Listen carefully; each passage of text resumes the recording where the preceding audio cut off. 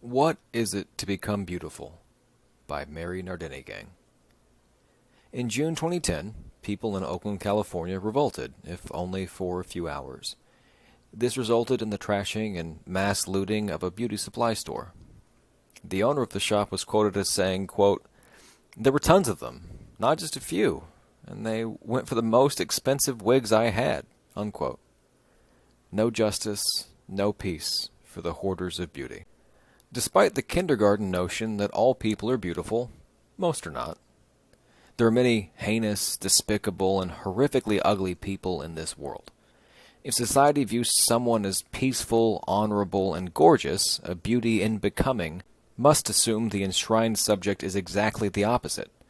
Those seen positively by the ugly at large are most often trying to rip off your snatch, steal from you, or doom your life to misery. See Gandhi, child rapist / state collaborator.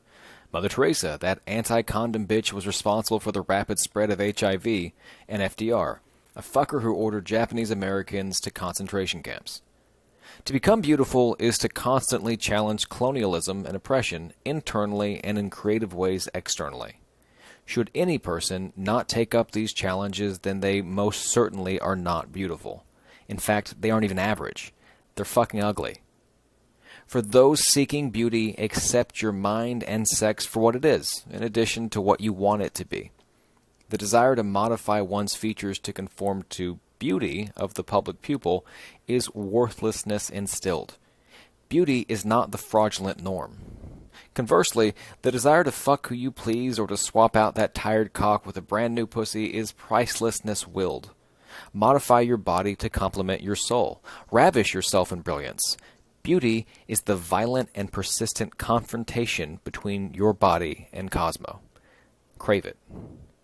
Unfortunately, becoming beautiful is more complicated than it may seem. Truth be told, a total makeover may not be possible at all. Our external beauty has been so rudely taken hostage by patriarchal greed. This commodification of beauty may be one of our deadliest enemies. We all feel the need to be fake pretty, to vomit here, lift weights there, to purchase mascara or eat practically nothing. Commodified beauty negatively affects every person. Anyone who says otherwise is a liar. As long as we chase commodified beauty and not beauty in actuality, we are cursed to depression, illness, and weakness. No one can pay to become beautiful only to accentuate their becoming. Becoming beautiful is the most precious tool in combating liberal extremism. Liberals are ugly, fucking ugly, or fugly. The liberal is terrified of a beauty in becoming. They will lie, cheat, and steal to maintain their dominance over oppressed public relations. Real beauty lies in the truthful. The established liberal fears the truth and the tactics that real change requires. Beauty shits on the hypocritical and foul idea that is the respect of a diversity of tactics. Never respect the tactics of a liberal, and do not conflate liberal with those actually at higher risk of state repression. Have no patience for those who do. Ultimately, the beautiful threaten the established liberals' class, privilege, and racial superiority. The beautiful are the only true enemies of fascism. Barack Obama could never successfully wage a war against corporate fascism. He is corporate fascism. He is hideous. The right does not fear the left in American politics. Scratch the surface of their pale, dry skin, and you will find Nancy Pelosi and Ron Paul dry humping in the back rooms of Congress. Beautiful means targeting everything hetero in nature. Devote your lives to committing straight crime after straight crime. Understand that straight does not mean one man and one woman. Gays and lesbians straddle the upmost rings on the ladder to hetero superiority. Straightness is the product of patriarchy and assimilation. It is the white picket fence in the suburbs, the gays on television blaming trannies for their unsuccessful bids at marriage. No fats, no femmes, rape, English-only education. Straight crimes are the beautiful's physical manifestation in our war on straightness and towards our goal of creating a dictatorship of the beautiful. Fucking uglies will claim to be allies of the pretty. They're not. Straightness will stop at nothing to thwart a confrontation between the queer and the fellow hetero. Straights may even use peace and protection as fog to hide their real intentions, maintaining the status quo. Truth be told, the queer does not require and should not desire the protection or the peace that the straight offers. The same is true for all other oppressed that comprise the beautiful. Becoming beautiful means becoming fearless. Do not associate this beautiful fearlessness with the common definition. Accept all emotions as legitimate and powerful. To the beautiful, fearlessness does not mean without fear, but fear without the possibility of stagnancy and paralysis induced by the possible consequences of revolt. Instead, the beautiful would allow fear to signal caution, thought, and wisdom prior to any altercation with the ugly. This type of fearlessness will ensure a stable and safe route of travel for the beauties in becoming.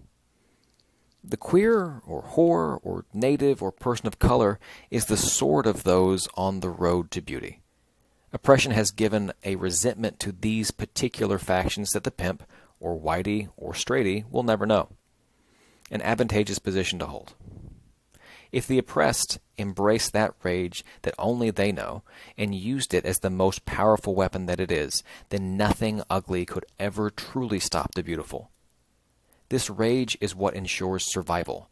It is why, regardless of millennia of colonization, the native, the whore, the person of color, the tranny, and the queer still exist.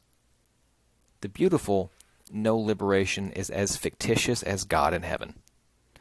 Liberation could only be achieved if time, as understood by the mentally inferior ugly, was rewound. Upon completion of such a strenuous feat, the guns would have to be dispersed evenly among the beautiful, and the ugly would have all limbs disposed of. Being that time travel at this point is unfortunately an impossibility, there will never be liberation. A partial and superficial liberation could come from a roundup of all the uglies to be tortured in re-education camps. This hypothetical yet equally unattainable situation might in fact turn beautiful people on and dispose of the ugly. Revenge of this type is still not complete liberation. Complete liberation is a condition only occupiable by people, animals, or things that have never been subject to commodification. In this terrible world of the ugly-ass fascists, everything beautiful has been used as a pawn for too long to ever be absolutely out of play. Becoming beautiful means fighting a liberatory struggle without utopian illusion of liberation. Revolution is as fictitious as Jesus on the cross. The ugly has perfected the art of co-optation and recuperation. At this point, ugliness is able to connaturalize itself with most emotional or philosophical states. Consequently, the beautiful are left with a non-war but certainly not a peaceful desire. All there is to be embraced by beauties in becoming is a debauched nihilism, a collective hedonism, not to be confused with apathetic debauchery. It is rage that ought to be harnessed, if not gorgeously abused, to ensure survival and happiness.